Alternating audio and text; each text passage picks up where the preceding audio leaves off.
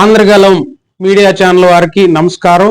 ఆంధ్రగలం వీక్షకులకు కూడా ఈరోజు మనం జాతీయ యువత దినోత్సవం జరుపుకున్నాం. ఇంగ్లీష్లో నేషనల్ యూత్ డే అంటారు.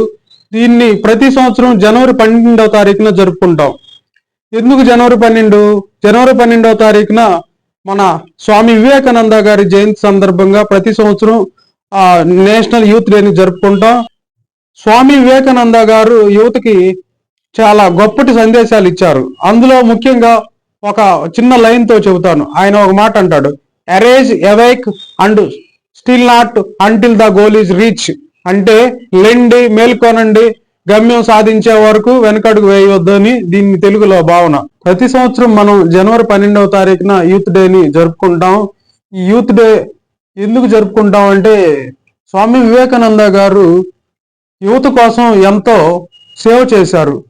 స్వామి వివేకానంద గారు వారి గురువు గారైన రామకృష్ణ మిషన్ అనే వ్యవస్థను స్థాపించారు. అలాగే స్వామి వివేకానంద గారు చెప్పినట్టు erase awake and until the goal is reach still not your destination అనే సామెత ప్రకారం ఏదైతే మనం గమ్యాన్ని చేరాలనుకుంటామో దాన్ని చేరే వరకు కూడా మనం ప్రయత్నం ఆపకూడదు.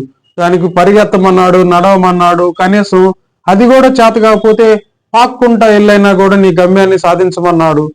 ఇక్కడ మనం ఎందుకు ఈ యొక్క జయంతిని జరుపుకోవటం ద్వారా ప్రజలకి చేరాల్సిన మెసేజ్ ఏంటంటే, చిన్న చిన్న కారణాలకే నాన్న తిట్టాడనో, అన్న కొట్టాడనో, లేకపోతే ప్రియురాలు మోసం చేసిందనో చిన్న చిన్న సమస్యలకే యువత ఆత్మహత్యలు చేసుకోవటం, అలానే బెదిరించడం, లేదా ఉద్యోగం రాలేదని బాధపడటం, ఇలాంటి చర్యలు చేపడుతుంటారు.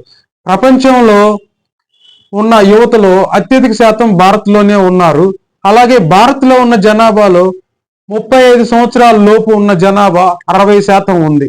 అంటే రాబోయే యుగాన్ని భారత్ ఏలబోతుంది. నేటికి మైక్రోసాఫ్ట్, అలాగే గూగుల్, పెద్ద పెద్ద సంస్థలను కూడా ఇండియన్సే ఏలుతున్నారు. కానీ వీళ్ళందరూ ఏలటానికి వారు మైండ్ని స్టెబిలిటీగా ఉంచుకోవాలంటే వారి కష్టాలు వచ్చినా, కన్నీరు వచ్చినా ఒక్కసారి వివేకానంద గారు చెప్పిన ఆ యొక్క కొటేషన్ని గుర్తు చేసుకొని వారి జీవితంలో పడ్డప్పుడు కూడా మళ్ళీ తిరిగి లెగిస్తే 100% సక్సెస్ అవుతారు. ఇక్కడ మరొక ముఖ్యమైన అంశం ఏంటంటే, వివేకానంద గారు ఒక మాట అంటారు, నాకు 100 మంది సుశక్తులైన నిజాయితీ కలిగిన యువకులను ఇవ్వండి, నేను దేశాన్ని మారుస్తాను అంటారు. కానీ నేటికి అలాంటి యువతకి లేరు. వారు ఉద్యోగ వేటలోనో జీవన ప్రయాణంలోనో అలసిపోతున్నారు.